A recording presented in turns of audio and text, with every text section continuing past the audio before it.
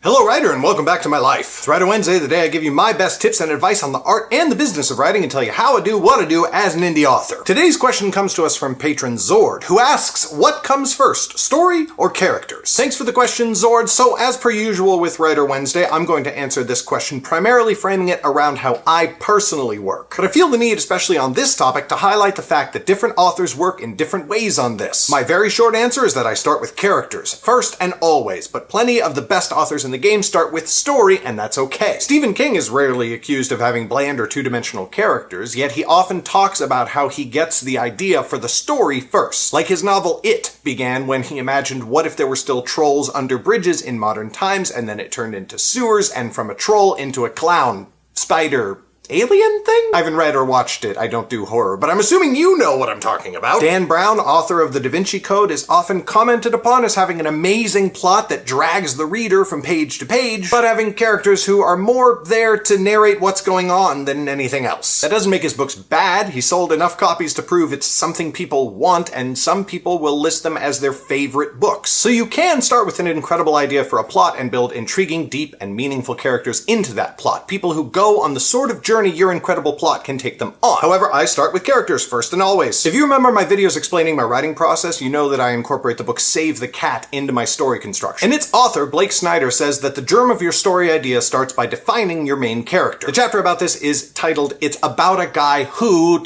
meaning your story starts with something like, it's about a guy who wants to go to a wizard school, but his family is the mafia. And yeah, he does say specifically it's about a guy who. Snyder had good writing advice, but could maybe have been a little more inclusive. But we can say it's about a person who instead and get the same result. My stories are always about a person who starts in one situation and ends up in another situation. The Nightblade epic is about a girl who wants to be Robin Hood but doesn't realize that real-life organized criminals usually aren't good people. As alluded to before, the Academy Journals are about a boy who wants to go to wizard school but his family is the mafia. The Tales of the Wanderer are about a woman who wants to avenge someone she loves but who has to learn to accept the fact that she sometimes endangers even more people by trying to do so. So as I mentioned before, you can think up an amazing plot and then create a character who will necessarily go on a personal, emotional journey through that plot. But the flip side of that, and what I always do, is to dream up the character and then determine what sort of plot will take that character on a personal, emotional journey. So if Lauren in the Nightblade epic has a personal conviction that she will never kill anyone, I have to put her in increasingly tense situations where killing someone would solve her problems, and her refusal to do so creates more problems. If Eben in the Academy Journals wants to shed his family's dark and violent past, I have to put him in increasingly dangerous situations where he has to rely on his family's underworld connections more and more. And if Mag in the Tales of the Wanderer wants to protect those she loves, I have to put her in situations where doing the right thing means endangering more people and make her struggle through that. Whether you start with plot or with characters will often depend on what you yourself like and what you like to do. And a truly good book usually won't skimp on either plot or character. One will just be emphasized more than the other. Stephen King or Lee Childs may start with a plot, but they then work to make their characters interesting and dynamic and satisfying to read. I personally feel like King does this better than Childs. I love the Jack Reacher books, but not because of the characters. But the point is that they both do it. And even if you start with your characters and build the plot around them, you still have to make that plot dynamic, interesting, and gripping, or your reader will get bored. You still need your act structure. You still need to pay attention to pacing. You still need a compelling hook, a good progression, good mastery of tension, and a satisfying payoff. It's always a seesaw. You'll usually lean more heavily in one direction or the other. Just make sure you're taking both halves into consideration when you're constructing the whole. That's all I've got for you today, writers. Thank you so much to Zord for the question. I hope you found the answer helpful. A reminder to the rest of you that my $5 patrons on Patreon are the only ones allowed to ask me questions for these videos, and they get to see the videos 2 weeks before anyone else. If you want to become one of those awesome and incredibly attractive people, you should check out my Patreon link in the description, or you can support my channel by picking up the Writer Wednesday t-shirt. It tells people you're a writer so you don't have to. Thank you so much for watching. Thank you to my patrons for their incredible support, and I will see you next Wednesday.